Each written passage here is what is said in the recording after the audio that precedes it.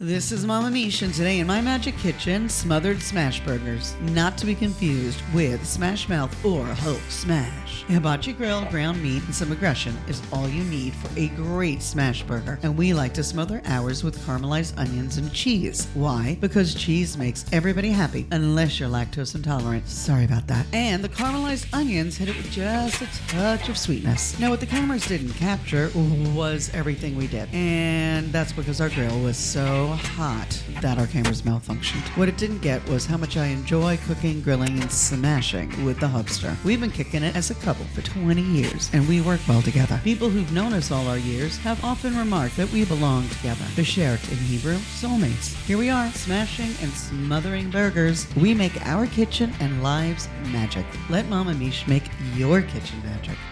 Okay?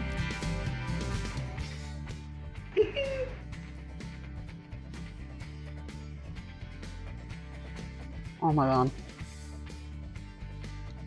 I know I'm a mess, but it's worth it. Let's eat.